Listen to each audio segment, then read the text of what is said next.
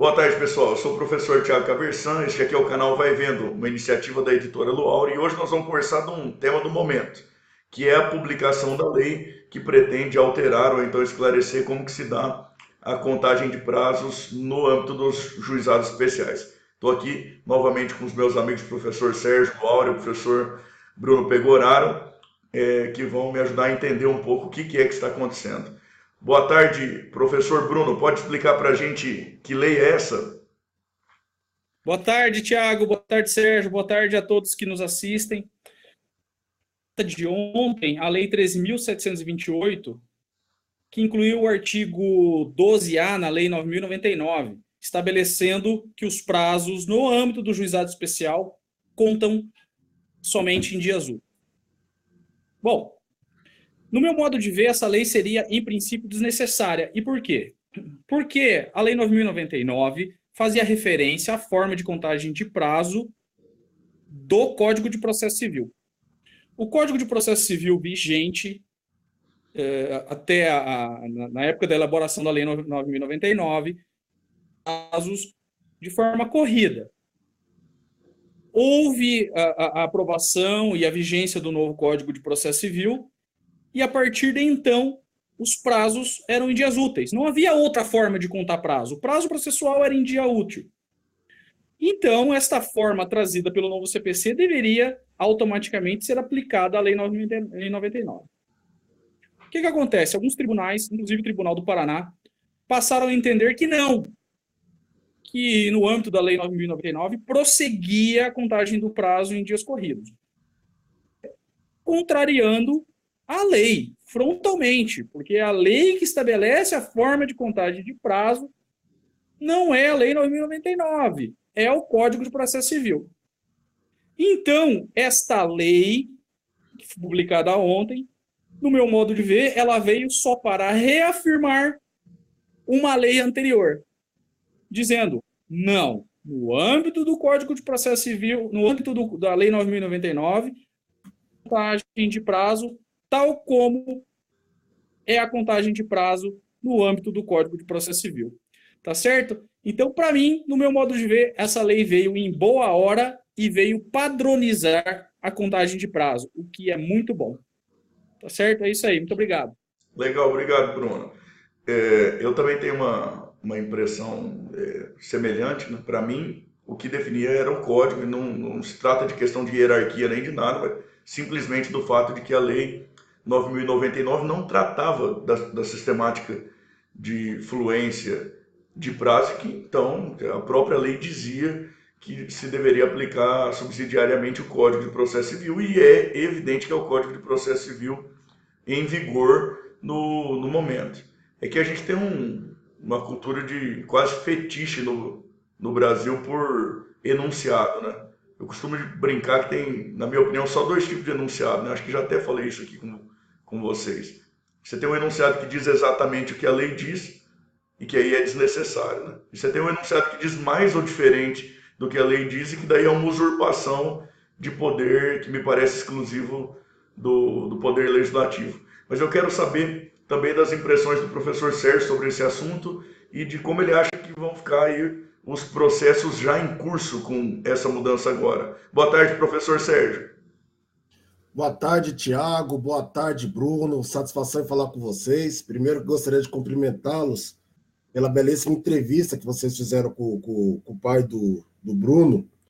Muito esclarecedor, aliás, viu? Parabéns mesmo pela iniciativa.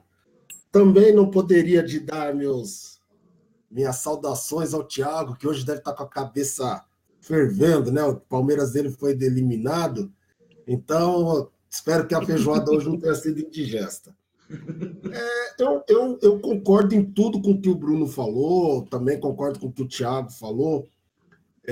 Não havia necessidade dessa lei, mas infelizmente no Brasil, às vezes a gente tem que criar a lei para deixar clara a vontade da lei. É impressionante isso, como tem esse fetiche brasileiro para certas coisas, principalmente para enunciado.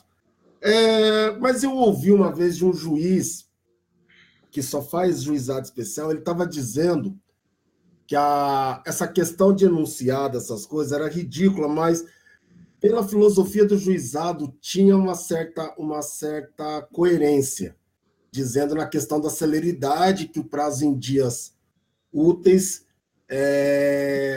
estaria violando o princípio da celeridade que está norteado no artigo 2 da Lei 9.099. Em que pese o entendimento dele, eu não concordo, porque eu acho que isso não afeta tanto a celeridade do juizado. Eu acho que o maior gargalo é outro e não essa questão de prazo.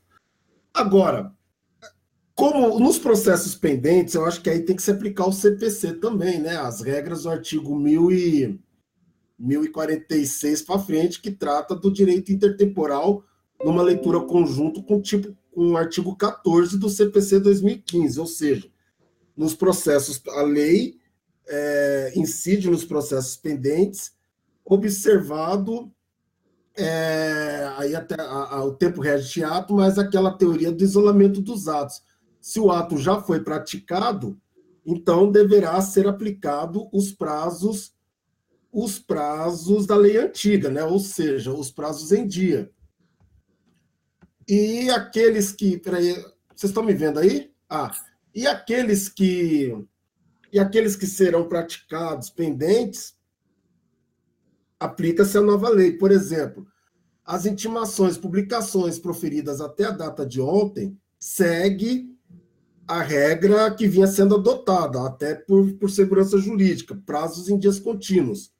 E as publicações realizadas a partir da data de hoje, que entrou em vigor a lei, aí sim vem os prazos em dias contados em dias úteis, né? A gente tem que fazer um isolamento dos atos justamente para não abalar o ato jurídico perfeito e, nesse caso, o direito adquirido, né? Principalmente se for em questão probatória. No recursal tem que se aproveitar o ato jurídico perfeito. Agora, uma indagação que me foi feita hoje, eu até publiquei essa lei em várias redes sociais, grupo de redes sociais, e veio de um concurseiro, eu achei bem interessante. Ele falou, e no processo penal, aplica-se essa lei? Qual que é a tua opinião sobre isso? A resposta que eu dei para ele foi no sentido de que se aplica ao processo penal, sim, desde que o réu não esteja preso. Se bem que no GCRIM é muito difícil o réu estar preso, até porque o crime é de menor potencial ofensivo, as condenações não são muito de reclusão, tudo. Mas, assim, embora não seja da minha área, mas se a gente for fazer uma interpretação, o artigo 12A está inserido no título, no capítulo das disposições gerais, que se aplica a todo o código, a todo o microsistema do juizado. Então, creio eu, e a lei não faz nenhuma distinção, se é nos processos cíveis ou criminal. Então, creio eu que os prazos na justiça criminal, no GCRIM, aplicar também, são contados em dias úteis, desde que o réu não esteja preso. Se ele estiver preso, aí acredito eu que tem que ser em prazos contínuos. Enfim, essas são as minhas considerações, né? Vamos ver o que as pessoas, a doutrina vai dizer sobre isso, né? Sobre o esclarecimento disso tudo. Mas nessa questão de direito intertemporal, acredito eu que os processos pendentes a partir de hoje são dias úteis mesmo, não tem outra situação. Tá certo, obrigado. Você não queria perguntar para o Bruno, então, o que, que ele acha apesar de parecer óbvio, né? A gente às vezes tem que ficar repetindo o óbvio também. Aliás, o Código de Processo Civil ele começa repetindo o óbvio, né? Que é que o processo tem que ser aplicado, levando em conta que está na Constituição Federal, né? Eu tenho um amigo que fala que o Brasil é um lugar em que a gente precisa repetir o óbvio a todo momento, do tipo, você vai no banheiro, não urine no chão, né? A placa está lá porque precisa, né? Mas perguntar então, e nos juizados especiais federais e juizados especiais da Fazenda Pública? Bruno, o que você acha? Bom, eu não tenho muita familiaridade com os juizados federais, mas em todos aqueles que a 9.099 é aplicável e não haja disposição diversa, é o prazo em dias úteis, como deveria ser desde o início, em razão da aprovação do Código de Processo Civil, que assim dispunha. Tá certo, concordo com o Bruno também. Acredito que é importante que a gente veja cada vez mais os juizados especiais todos como um microsistema. Antes de dar tchau, eu queria lembrar para o Serjão que o time dele já está eliminado da Libertadores do ano que vem também, certo, Serjão? Agradecer muito a participação do Serjão, a participação do Bruno também, todos que nos assistem, convidar a dar opiniões, a sugerir pautas também. É muito bacana essa interação que a gente consegue ter com o pessoal todo. Muito obrigado, um grande abraço a todos. Tchau, tchau, gente. Um abraço. Tchau.